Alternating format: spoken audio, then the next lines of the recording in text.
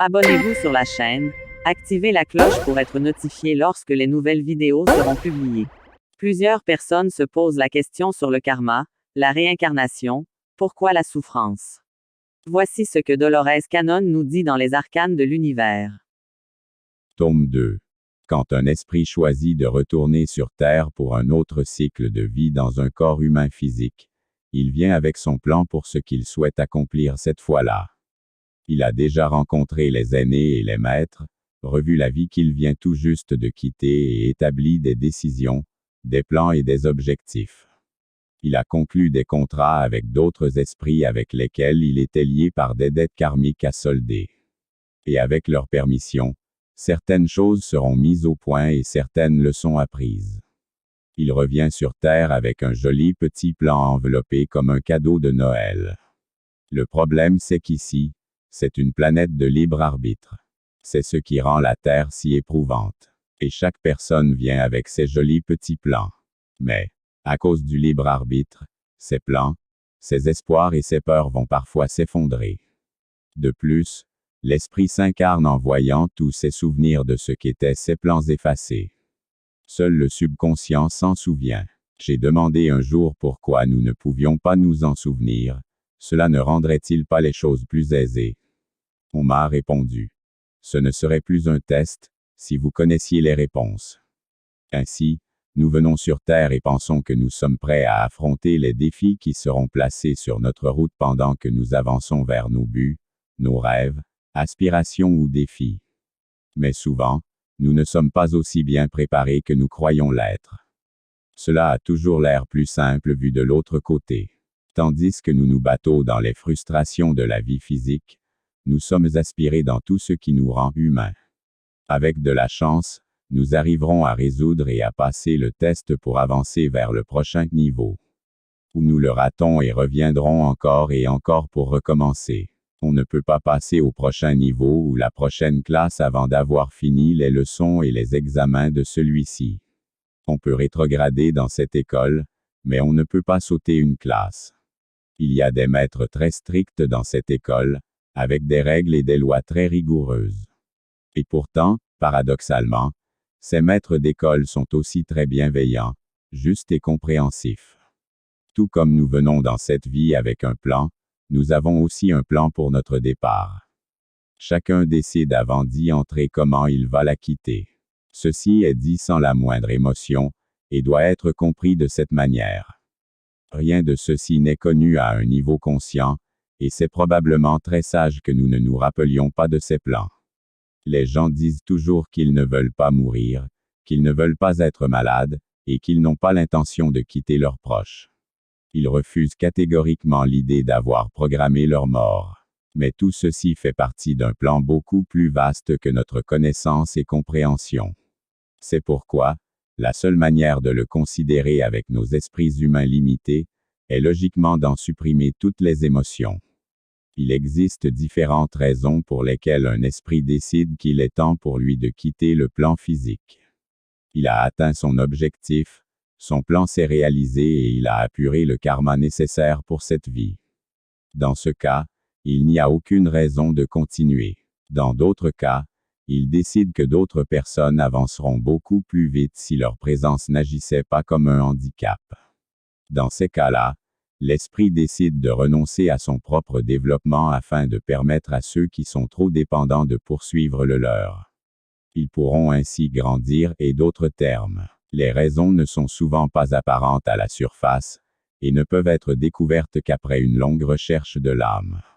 Un autre scénario intéressant est que les vies de certaines personnes sont si rigidement bloquées dans un chaîne d'événements, que le fait de changer pour accomplir leur mission de vie devient impossible. Ils ont peut-être échoué à accomplir leur but terrestre à cause de choix inappropriés faits à cause du libre arbitre. Alors, ces personnes décident de mourir, de sortir de cette situation, et de recommencer.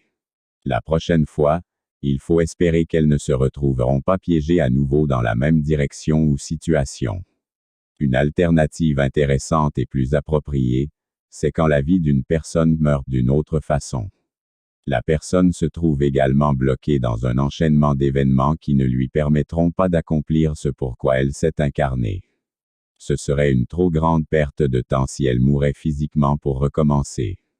Ou peut-être que les conditions physiques exigées ne se présenteraient pas sur une autre ligne temporelle. Plutôt que de mourir, elle décide alors de recommencer en créant la mort de sa vie d'une autre manière. En perdant tout ce à quoi elle tenait, en particulier à toutes ses possessions physiques. Un tel scénario lui permettra de se concentrer sur ce qui est réellement important dans la vie, et ce ne sont pas les biens possédés, peu importe à quel point elle y tient. Maintenant que tout lui a été pris, elle peut repartir à zéro et recommencer vers le but réel de sa vie. Ce qu'elle est réellement venue faire. Elle s'est trop plongée dans le monde matériel, par conséquent, on lui a tout enlevé. Sans cette distraction matérielle, elle peut à présent corriger son orientation. Un tel incident est arrivé à un membre de ma famille. Par un étrange concours de circonstances indépendant de son contrôle, il a perdu absolument tout ce qu'il avait. Maison, affaires, emploi et toutes les possessions matérielles. À ce moment-là, cela paraissait être un cruel retour de manivelle du destin ou une punition divine. C'était très difficile à comprendre. Mais le temps a prouvé que c'était une façon de le pousser dans une autre direction. La direction qu'il aurait dû prendre depuis toujours, mais il s'était retrouvé piégé dans une autre façon de vivre. Ils disent que lorsqu'une porte se ferme, une autre s'ouvre. Dans ce cas, la porte n'a pas seulement été fermée, elle a été claquée. Cette personne n'avait plus d'autre choix que d'emprunter une autre voie. Il n'y avait pas de retour possible. De nombreuses fois, ce qui semble être un désastre est souvent une bénédiction déguisée. Un autre exemple de solution draconienne m'a été fourni par un client. Au cours de notre entretien, il m'a raconté un terrible accident qui s'était produit pendant sa jeunesse. Il avait été attaqué dans une ruelle d'une grande ville, poignardé à plusieurs reprises par un gang, avant d'être laissé pour mort. Il a réussi à ramper jusqu'à la rue, où quelqu'un l'a trouvé et l'a emmené à l'hôpital. Il a failli mourir et est resté pendant un long moment à l'hôpital pour guérir. L'une des choses qu'il voulait savoir pendant notre séance était le but de cette horrible expérience. Pourquoi était-ce arrivé? Pendant la séance, quand j'ai contacté le subconscient et posé la question, la réponse fut très surprenante. Il a dit « Oh, c'était un groupe de ses amis, qui s'étaient portés volontaires pour l'aider. J'ai pensé qu'avec ce genre d'amis, il n'avait pas besoin d'ennemis.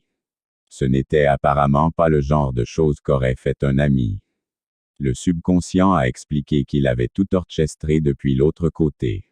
La vie de l'homme partait dans la mauvaise direction, et il n'aurait pas été capable de retrouver sa voie sans cette action dramatique qui allait changer le cours de sa vie. Il y avait eu plusieurs essais subtils pour attirer son attention, et quand ceux-ci n'ont pas fonctionné, l'agression fut arrangée. Sévère, dramatique, inexplicable, oui, mais cela montre les extrêmes auxquels l'univers peut recourir afin de faire changer quelqu'un de vie, sans qu'il soit obligé de quitter physiquement ce monde. Cela aurait probablement été le prochain pas, si celui-ci n'avait pas fonctionné. Une fois que l'âme a décidé qu'il est temps de quitter le plan physique, elle arrangera les événements de sorte à pouvoir mourir. Un point intéressant a été amené au travers de mes séances de régression. L'un des problèmes actuels est le monde médical. Si la personne meurt dans un hôpital, les médecins essayeront souvent de le maintenir en vie avec tout le merveilleux équipement dont ils disposent. La famille rechigne également à la laisser partir même si le corps physique est si endommagé qu'il ne peut plus la soutenir, et qu'il n'y a aucun intérêt à rester. La façon la plus rapide et la plus facile ayant le moins de probabilité d'interférence, est de mourir d'un accident ou d'une catastrophe naturelle. Certaines de ces méthodes pour quitter la vie sont appelées des accidents étranges et peuvent être très bizarres. J'ai toujours cru que si notre heure était venue, cela se ferait même si vous êtes assis dans votre salon. Il y a des cas qui ont été rapportés où des avions ou des voitures se sont crashés dans une maison et ont tué quelqu'un. Pendant que j'écrivais ceci fin 2003, Le terrible tremblement de terre à Bam en Iran venait juste de se produire et a coûté la vie à 41 000 personnes. Avant d'avoir pu mettre cet ouvrage sous presse, le terrible tremblement de terre de 9,3 de magnitude et le tsunami qui s'en est suivi se sont produits à Noël 2004, au large de la côte indonésienne. Selon le dernier comptage, quelques 200 000 personnes ont décidé de partir dans un exode de masse.